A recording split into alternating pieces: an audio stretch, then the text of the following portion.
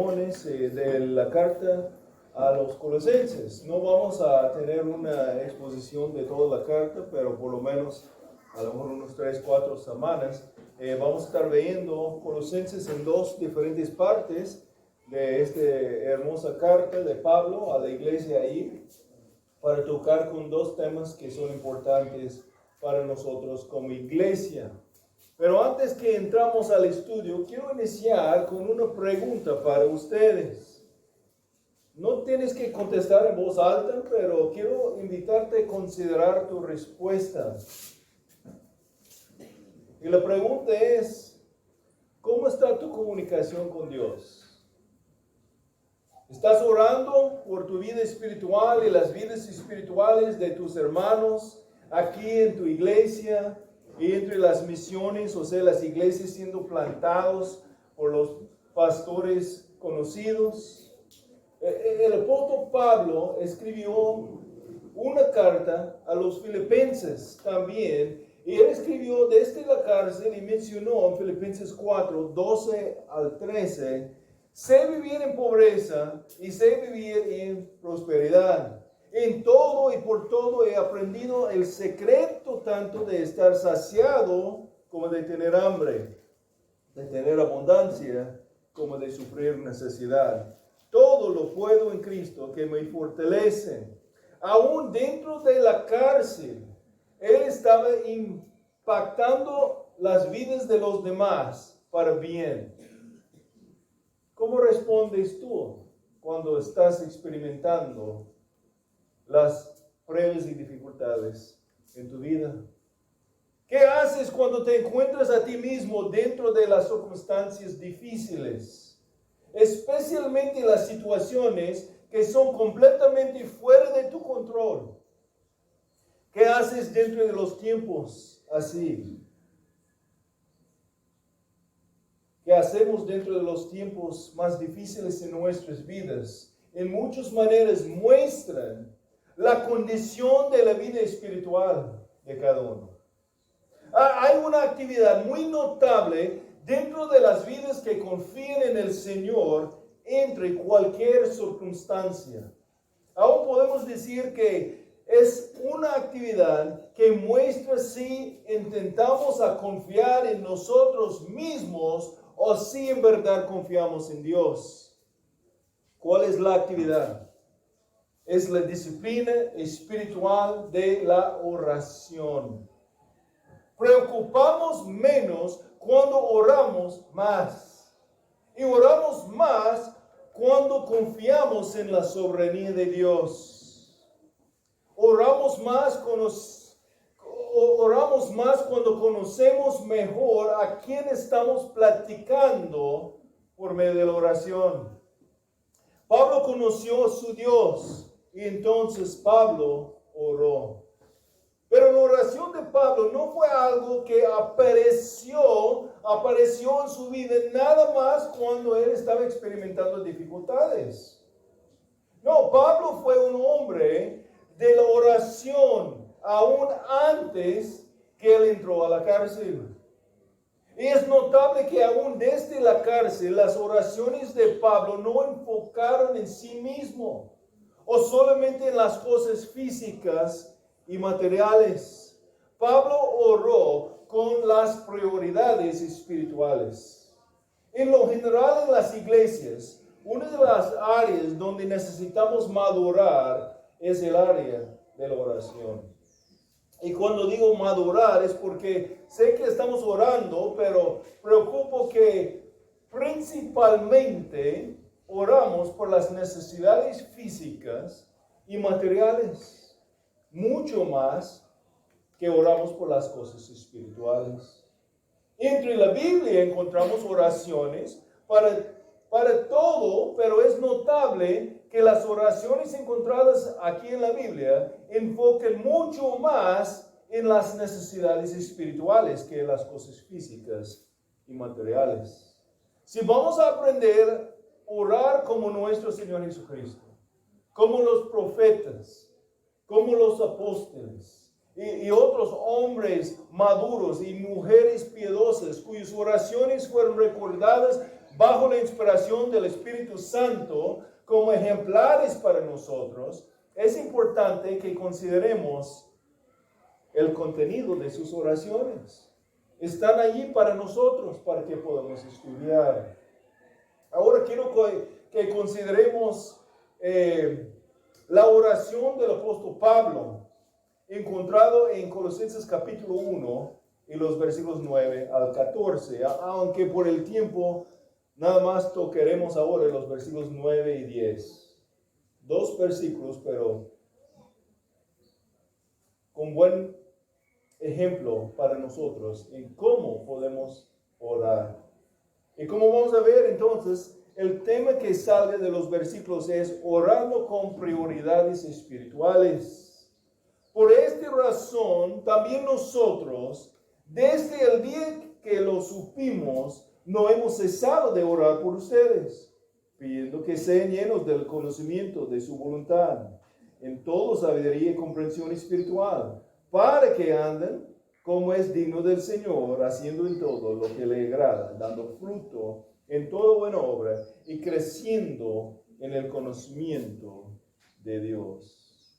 Por esta razón, también nosotros, desde el día que lo supimos o lo oímos, no hemos cesado de orar por ustedes. La mayoría de las cartas de Pablo empiezan con acciones de gracias y oración para los santos, o sea, los creyentes que van a recibir sus cartas.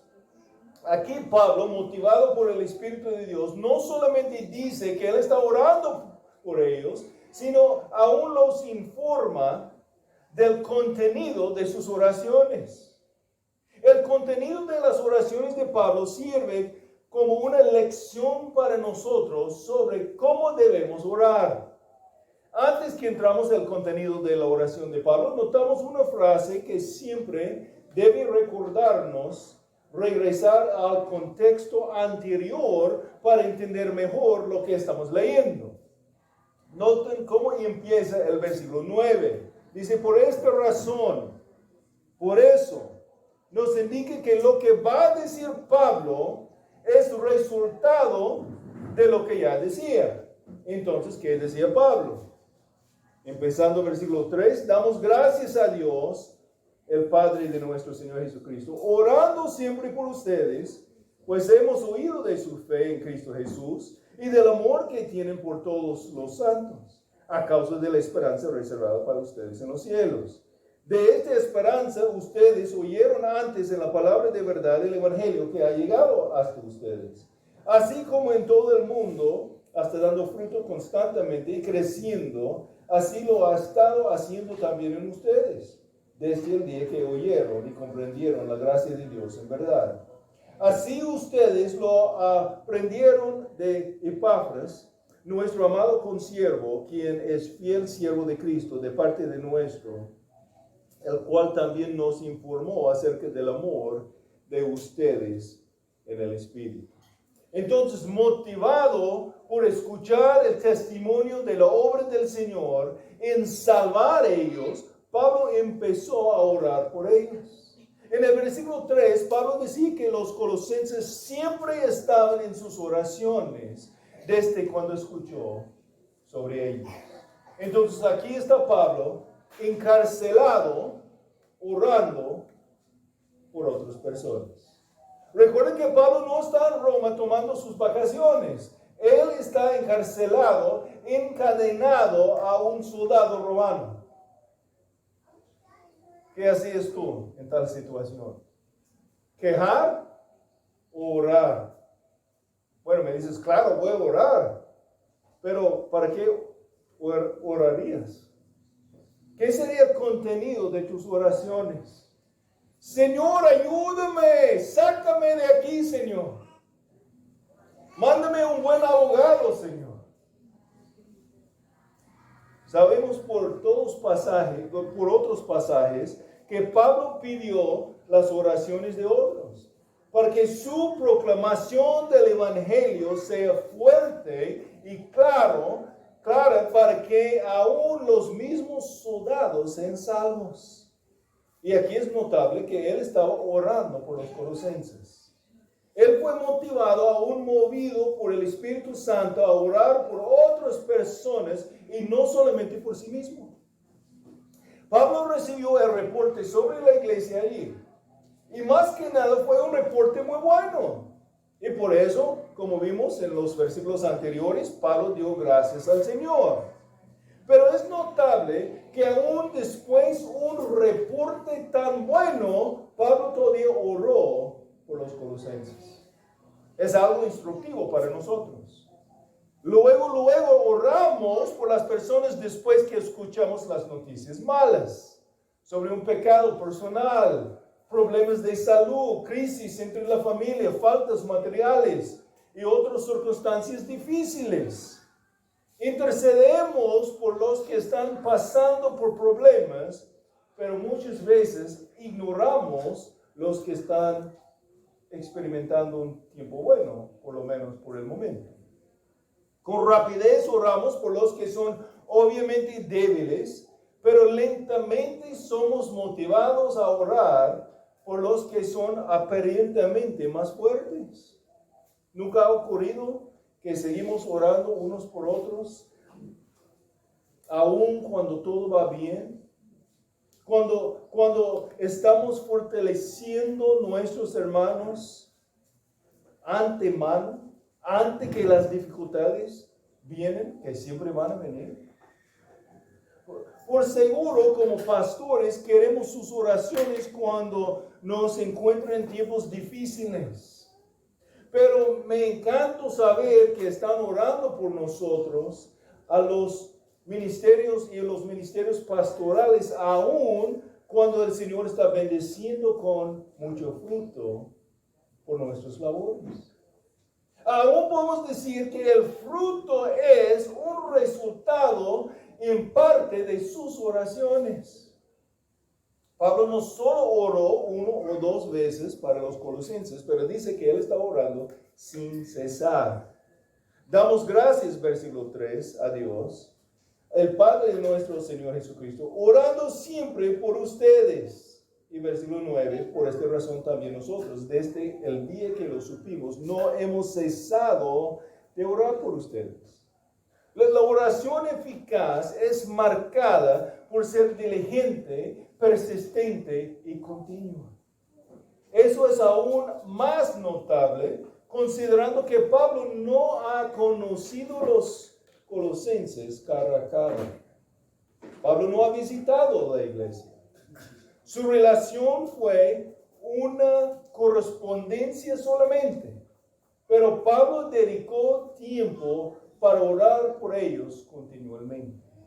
Y eso es relevante para nosotros. ¿Cómo pueden orar por los hermanos entre las misiones de los pastores plantadores que ustedes conocen? ¿Cómo pueden orar por los hermanos nuevos asistiendo a nuestra misión, la Iglesia Bíblica Redención en Los Mochis, aún hermanos que no son muy conocidos por muchos de ustedes? ¿Cuántas veces fallamos a orar por nuestros propios familiares, por los miembros de nuestra propia iglesia? Pero Pablo oró constantemente por las personas que nunca conoció personalmente. Pausamos un momento aquí. ¿Cómo podemos orar entonces por los que nunca hemos conocido? Por los que están en las misiones, por los que están en otras iglesias, como estamos orando los domingos aquí. Pues aquí en el pasaje vamos a ver cómo Pablo oró por las personas que él no ha conocido cara a cara. Y como es una oración recordada bajo la inspiración del Espíritu Santo, se une en oración instructiva para nosotros, para guiarnos en orar por los demás y los conocidos, por orar por los conocidos, pero también en orar por los desconocidos. ¿Cómo podemos orar cuando no conocemos aún las circunstancias específicas que está pasando en la vida de alguien? ¿Cómo podemos orar cuando no sabemos cómo orar? Sabemos que debemos orar, aún a lo mejor queremos orar, pero ¿qué debe ocupar nuestras oraciones unos por otros? Pero que el contenido de la oración de Pablo aquí tiene una respuesta. Y leyendo la oración es notable que Pablo no oró por las condiciones físicas y las condiciones materiales o las cosas financieras, o aún acerca de las circunstancias en donde encontraron los colosenses.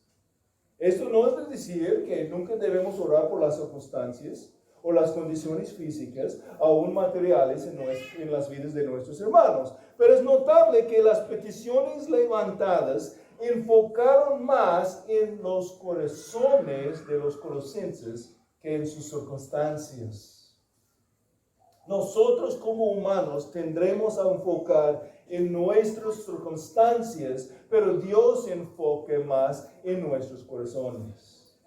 Como dice Proverbios 4:23, con toda diligencia guarda tu corazón, porque de él brotan los manantiales de la vida. Dios está siempre más preocupado sobre lo que está pasando en nosotros que lo que pasa a nosotros. Lo que está pasando por dentro de nosotros, más que lo que está pasando alrededor de nosotros.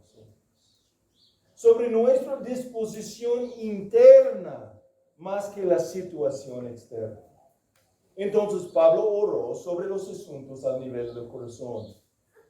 Pues ahora entraremos al contenido de su oración. Pablo oró sobre las prioridades espirituales. Entonces, como vamos a ver, entrando al contenido de la oración, el tema de los versículos es orando con prioridades espirituales. Hasta ahorita nada más tenemos la introducción para poner el texto en su contexto. Pero con este fundamento ya hecho seguro, ahora podemos sacar mejor los principios del pasaje.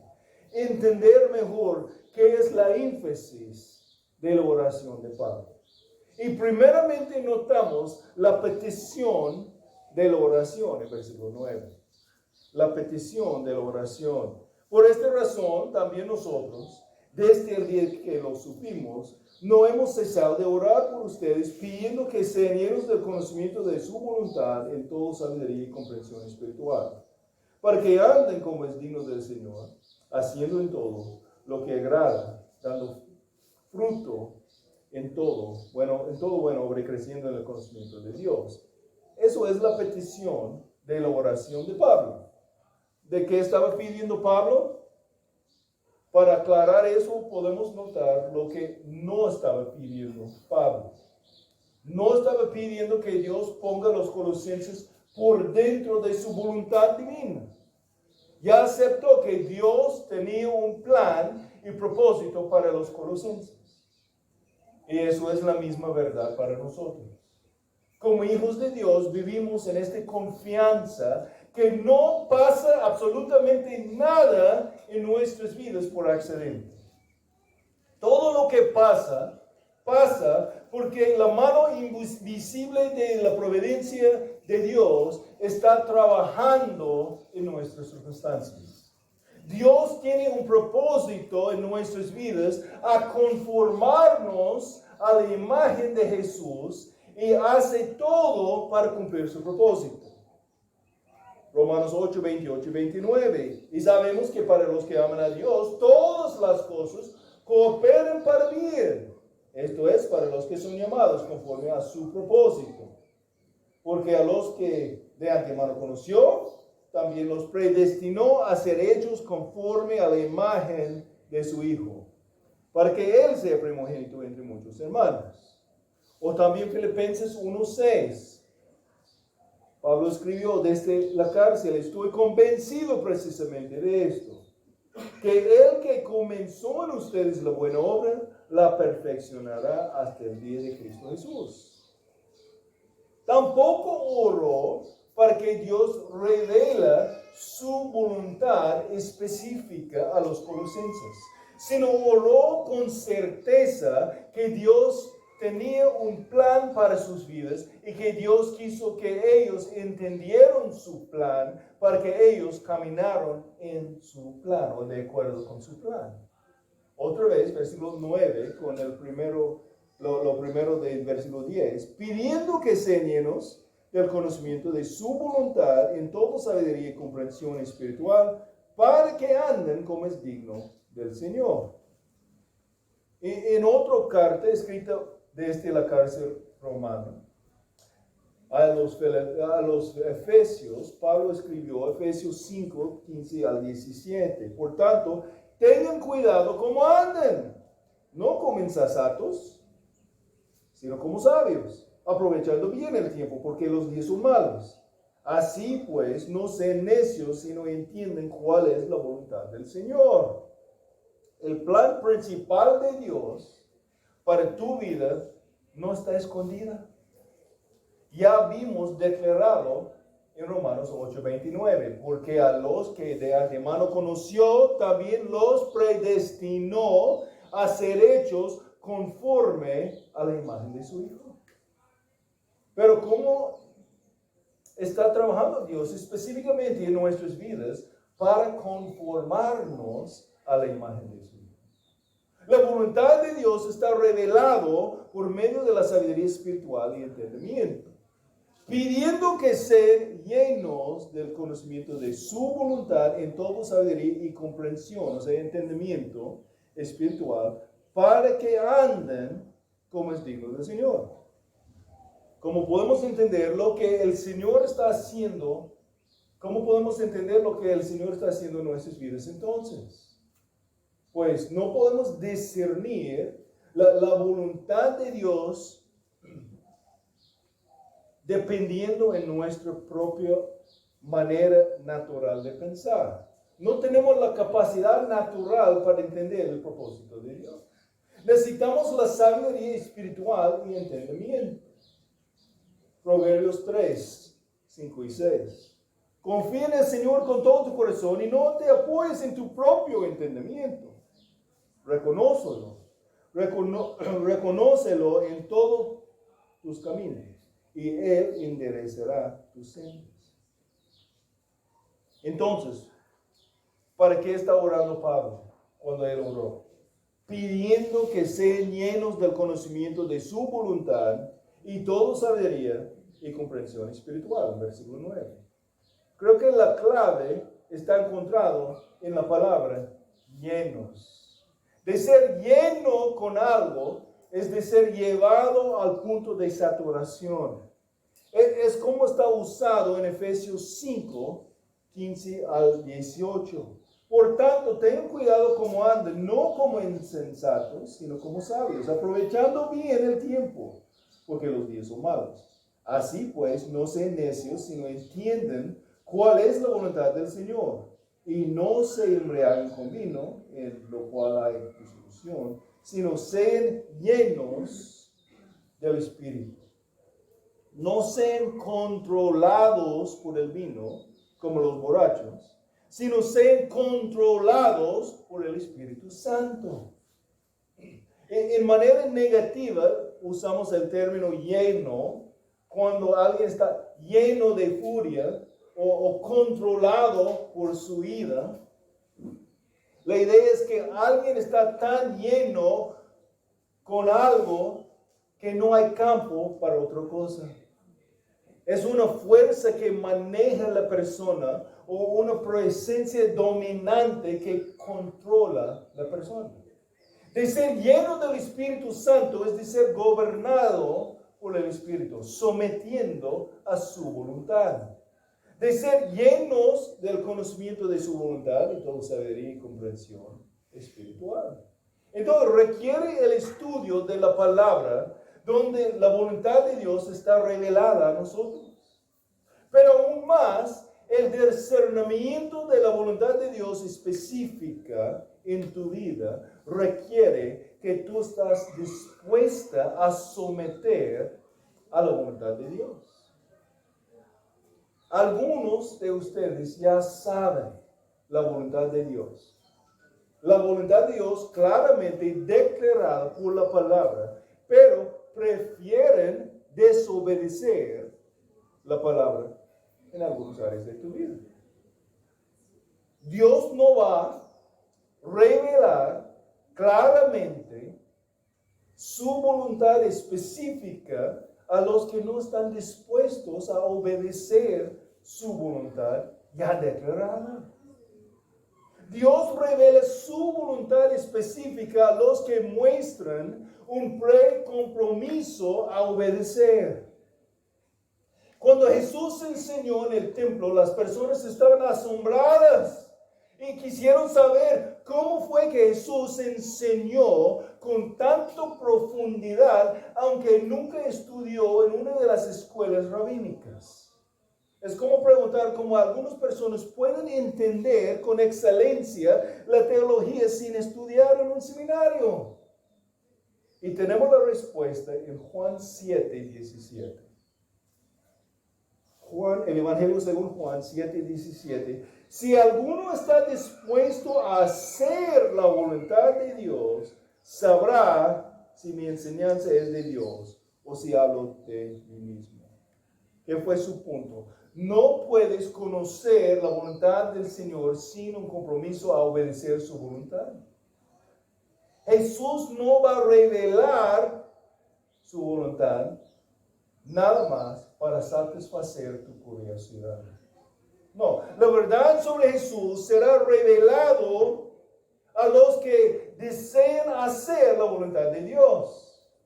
Para discernir la voluntad de Dios debemos dedicarnos a hacer su voluntad.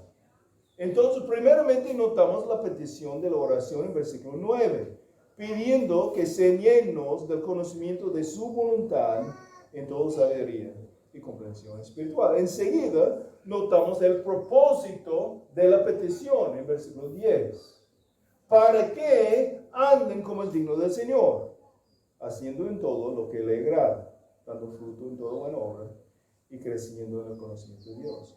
Para que anden como es digno del Señor.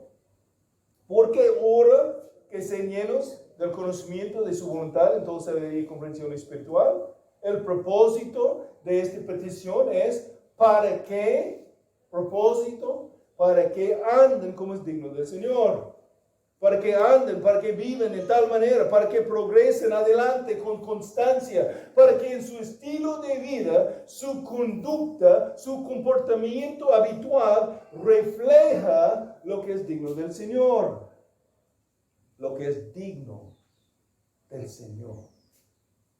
Que es comparable, que es de acuerdo con el estándar de Cristo. Originalmente el término traducido como digno fue usado como en usar una báscula. Han visto como en algunos lugares todavía tienen las básculas donde se pongan el producto de un lado y se pongan unos pesos del otro lado hasta que hay un equilibrio entre las dos cosas para pesar. Entonces la oración es para que el Señor ayude a los creyentes a vivir en tal manera que reflejen los estándares de Cristo en sus vidas. Que vivan en tal manera que está balanceado con los estándares de Cristo. Las reglas de Cristo. Lo que Cristo nos enseña sobre su voluntad.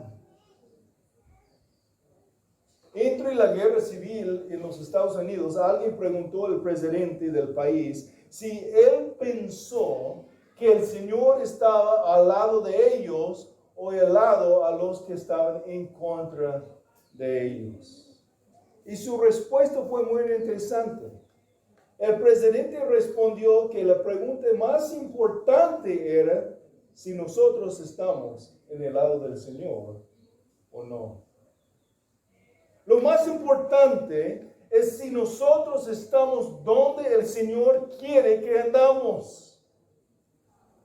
En lugar de siempre pedir la bendición del Señor sobre nuestros planes, debemos andar en lo que el Señor ya está bendeciendo. Lo que Él tiene ya establecido. Su voluntad ya declarado. Es triste escuchar las oraciones de los hermanos que piden la bendición del Señor y al mismo tiempo desobedecen la clara voluntad del Señor en sus vidas. Hasta algunos están pidiendo al Señor a bendecir lo que está contra de la ley. Primera Tesalonicenses 4:3, por ejemplo, porque esta es la voluntad de Dios, su santificación, es decir, que se abstengan de fornicación. Dios siempre está preocupado por tu santificación, para que seas satisfecho con Él y su voluntad y no con los deseos pecaminosos que últimamente te traigan dolor en lugar del gozo permanente. Algunos versículos, 2 Corintios 6:14. No estén unidos en yugo desigual con los incrédulos, pues ¿qué asociación tiene la justicia con la iniquidad? ¿O qué comunión la luz con las tinieblas? 1 Tesalonicenses 5:16-18. Estén siempre gozosos, oren sin cesar, den gracias en todo, porque esto es la voluntad de Dios para ustedes en Cristo Jesús. Hay mucho lugar donde su voluntad está declarada claramente. Pero si no somos dispuestos a obedecer la voluntad de Dios ya declarada, ¿por qué andamos buscando la voluntad de Dios en las cuestiones más específicas de nuestras vidas? Hasta ahora hemos visto la petición de la oración, versículo 9, pidiendo que sean llenos del conocimiento de su voluntad en toda sabiduría y comprensión espiritual. Después notamos el propósito de tal petición, versículo 10, para que anden como es digno del Señor. Aunque no vamos a llegar al final de la oración en versículo 14 ahora, quiero que tomamos tiempo para observar por lo menos algo más aquí antes que terminar.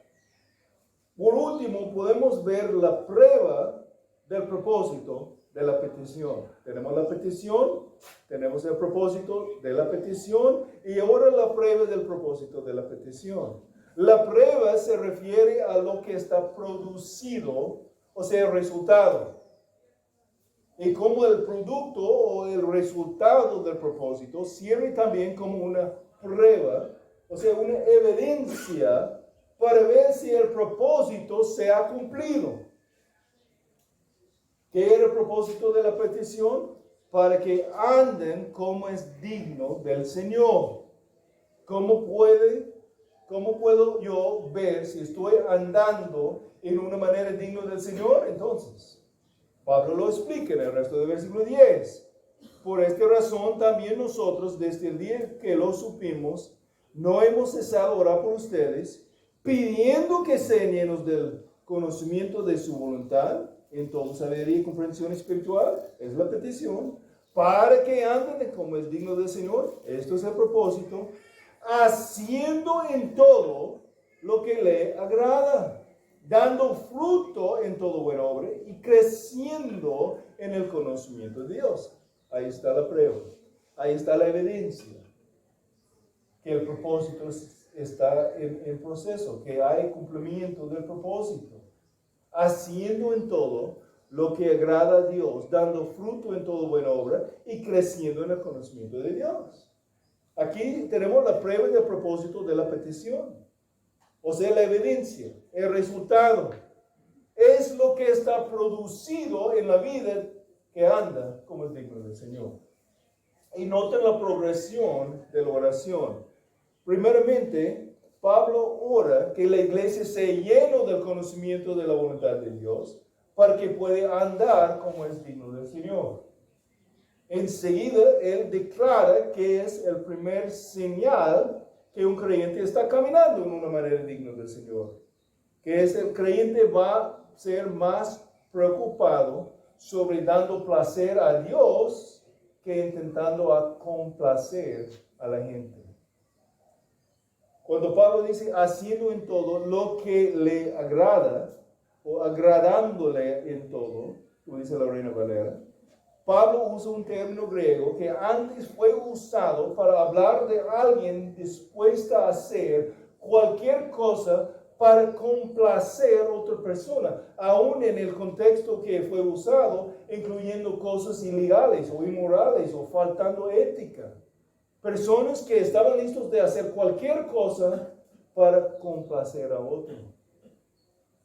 Es como algunos a un día de hoy, que bajen sus propios estándares para satisfacer los deseos de sus jefes en el trabajo. Él está pidiendo hacer algo que es ilegal, inmoral, por lo menos no es de la ética correcta, pero para dar placer a su jefe, empiezan a pecar. O otros que van a bajar sus estándares para satisfacer los deseos de sus novios. Cuando sus novios piden que hacen cosas que ellos saben no son correctos, de acuerdo con la palabra de Dios. Más preocupados por hacerles felices ellos que dar placer al Señor, el Creador y Salvador. En lugar de ser como las personas que hacen cualquier cosa para satisfacer los deseos de otras personas, aún verdaderamente con un deseo egoísta, que otras personas sean felices con ellos, nosotros debemos hacer todo lo posible para dar placer al Señor, para que Él y su voluntad tome el primer lugar en lo que motiva nuestras acciones. Nunca debemos ser satisfechos con un 7 o 8, sino debemos ejercitarnos para ganar puros 10 en el caminar cristiano. Motivados por la realidad que el Padre nos vea como los que han recibido puros 10, porque hemos recibido la justicia perfecta de Cristo aplicada a nuestras cuentas. Es de hacer todo lo posible vivir en la práctica de nuestras vidas lo que hemos sido declarados de ser en nuestra posición ante el Padre por la vida cristiana. Por la vida de Cristo, perdón. Lo que Él ha hecho por nosotros. Lo que Él ha dado a nosotros. Su perfecta obediencia aplicada a nuestra cuenta. Eso es andar verdaderamente como es digno del Señor. Es fácil caer a la trampa, intentar complacer a la gente más que dar placer al Señor. Y como ya mencionamos, aunque a veces suena un poco bonito que está tratando de dar placer a otros, pero realmente el motivo es el orgullo, es egoísta. Queremos dar placer a otros para que ellos piensen mejor de nosotros, en lugar de querer dar placer al Señor. Escuché una historia sobre un padre y su hijo que encaminaron una mula hacia el mercado en el centro de su pueblo. Mientras ellos caminaron al lado de su mula, pasaron un grupo de gente que criticaron a ellos por caminando al lado de su mula en lugar de andar sobre la mula. Entonces, el hijo subió la mula. El papá caminó al lado. Pasaron otro grupo de gente que criticaron la falta de respeto de parte del hijo en andar sobre la mula forzando a su papá a caminar. Entonces bajó su hijo y bajó el hijo y su papá subió sobre la mula.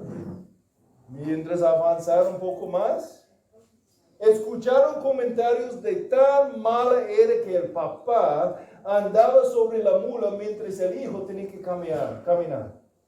Entonces los dos subieron la mula. Pero un poco adelante pasaron otro grupo de gente que quejaron que ellos eran tan duros con la mula, forzando la mula a trabajar tanto con ellos los dos encima. ¿Qué es el punto de la historia? Pues si vives intentando a complacer toda la gente, vas a perder tu mula o perder tu mente intentando satisfacer todos los demás. Y muchas veces los demás incluyen sus familiares que van a quejar. ¿Por qué vas a dedicar tanto tiempo a involucrarse en tu iglesia? ¿Por qué tomas tanto tiempo involucrarse en una misión de la iglesia? ¿Por qué tomas tanto tiempo para apoyar a los hermanos de tu iglesia? Porque no entienden que tú estás haciendo lo que el Señor quiere para tu vida en una manera de agradecimiento por la salvación que tú has recibido del Señor.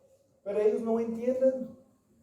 Pero mucha gente va a decir, no, pues no es tan importante obedecer al Señor porque no quiero que mi familia piense mal de mí. Oh, pero a lo mejor van a decirlo de otra manera. No, es que no quiero que sea algo que va a ser un impedimento que ellos conocen al Señor, porque suena más espiritual, ¿no? Mi jefe está pidiéndome hacer algo que yo sé que es ilegal y no debo hacerlo, pero pues no quiero pedir mi trabajo. ¿En quién confía más? ¿Tu jefe que quiere pedirte hacer algo ilegal o el Dios quien está en control de tu vida? Porque de todas maneras puedes perder tu trabajo con una conciencia limpia o después de hacer lo que no debes hacer. Y ni menciona los que hacen cosas entre las relaciones por no perder supuestamente el amor de su novio o su novia. Proverbios 29 y 25 nos dice, el temor al hombre es un lazo, pero el que confía en el Señor estará seguro. Hay otra manera de vivir por el placer de Dios, que muestra que tú estás viviendo de acuerdo con la voluntad de Dios, y podemos verla aquí en el mismo versículo, para que anden como es digno del Señor, haciendo en todo lo que le agrada, dando fruto en toda buena obra. La Biblia está clara que nadie puede ser salvo por hacer obras. No podemos salvar a nosotros mismos. No podemos hacer cosas y en hacer las cosas acercarnos a Dios. Dios es santo y no nosotros. En nuestras mejores obras hechas en el poder de la carne, en el poder de nosotros, son como trapos sucios. Isaías 64, versículo 6 nos dice, pues, todos nosotros somos como el inmundo y como trapo de inmundicia, todas nuestras obras justas. Todos nos marchitamos como una hoja y nuestras iniquidades como el viento nos arrastran. Nuestras mejores obras que podamos hacer, hechos en el poder de la carne, son como trapos de inmundicia. Sin usar términos más gráficos, podemos reconocer que en este contexto en hebreo, el trapo de inmundicia mencionado aquí es el trapo usado por una mujer cada mes, que muestra un señal que no está embarazada. Es un señal que no fue producida la vida. Nuestras mejores obras en el poder de la carne no van a producir vida. No podemos salvar a nosotros mismos. De tal manera que nuestras obras tampoco pueden producir la vida. Nuestro problema más grande es que necesitamos dar cuenta a Dios por cómo vivimos la vida. Y todos nosotros, como el inmundo, como leemos en Isaías. Romanos 3:23 dice de esta manera, por cuanto todos pecaron y no alcanzan la gloria de Dios. Fuimos creados por la gloria de Dios y no podemos alcanzar el propósito para que fuimos creados. Ninguno de nosotros. Dependiendo de nosotros, no podemos. No alcanzamos la gloria de Dios. ¿Por qué? Porque somos pecadores. Nacimos como pecadores. Desde Adán pecó en el huerto de Edén y todos los que fueron nacidos después somos pecadores por naturaleza y entonces pecamos. ¿Y qué es la pena del pecado? La muerte. De estar separado del amor y la gracia y la misericordia de Dios para siempre en el infierno, espiritualmente muertos. Aún peor, no podemos hacer nada para ser aprobados por Dios. Somos pecadores culpables que no pueden hacer el estándar justo de Dios. Entonces, ¿cómo puede un pecador ser hecho justo ante Dios? Si esto es nuestro problema, ¿qué es la solución? Efesios 2, 8 al 10 dice, porque por gracia ustedes han sido salvados por medio de la fe. Y esto no procede de ustedes, sino que es don de Dios, no por obras, para que nadie se gloríe, porque somos hechura suya, creados en Cristo Jesús, para hacer buenas obras, las cuales Dios preparó de antemano, para que anduviéramos en ellas. Note lo que dice el pasaje sobre la salvación. Somos salvados por gracia, favor inmerecida, por medio de la fe, para hacer buenas obras, no por las buenas obras. No podemos hacer nada para acercarnos a Dios. No podemos salvarnos por hacer buenas obras, pero somos salvos para hacer buenas obras. Fuimos creados para cumplir la voluntad de Dios, que incluye hacer las buenas obras preordenadas por Dios. Pablo oró en su oración por los filipenses, que sean llenos del fruto de justicia, que es por medio de Jesucristo, para la gloria y alabanza de Dios. Filipenses 1:11. Por último, viviendo de acuerdo con la voluntad de Dios significa que vamos a dar placer a Dios por creciendo en el conocimiento de Dios. Es lo que dice Pablo en la última parte del versículo 10, para que anden como es digno del Señor, haciendo en todo lo que le agrada, dando fruto en toda buena obra y creciendo en el conocimiento de Dios. Él oró eso para que los colosenses, y seguramente oró lo mismo para su propia vida. Esto fue la pasión fuerte de su propia vida. A los filipenses, Pablo escribió en Filipenses 3, empezando versículo 8, a fin de ganar a Cristo y ser hallado en Él, no teniendo mi propia justicia derivada de la ley, sino la que es por la fe en Cristo, la justicia que procede de Dios sobre la base de la fe, y conocerlo a Él, el poder de su resurrección y la participación en sus padecimientos, llegando a ser como Él en su muerte. Cuando Pablo escribió eso, ha caminado con el Señor por 30 años. Él ya conoció al Señor, presentó a muchos al Señor, sembró varias iglesias, escribió varias cartas bajo la inspiración del Espíritu Santo y discipuló a otros pastores a compartir el conocimiento del Señor. Aún podemos decir que ningún humano ha conocido al Señor tal como Él. Entonces, ¿cómo puede decir que la pasión de su vida fue conocerlo a Cristo? Pablo siempre deseó conocer al Señor mejor, más profundo, más personal, aún con más intimidad. Y ese deseo es el mandato divino para cada seguidor de Cristo. Pedro, como anciano apóstol, terminó su última carta con las palabras: antes bien, antes que todo, crezcan en la gracia y el conocimiento de nuestro Señor y Salvador Jesucristo. A Él sea la gloria ahora y hasta el día de la eternidad, segundo de Pedro 3:18. Entonces, ¿es también tu deseo? ¿Quieres antes que todo conocer y profundizar tu conocimiento de Jesús? Eso es mi oración para nosotros. Esa es mi oración para ti. Esa es mi oración para mí. Eso es lo que debemos estar orando sin cesar los unos por otros.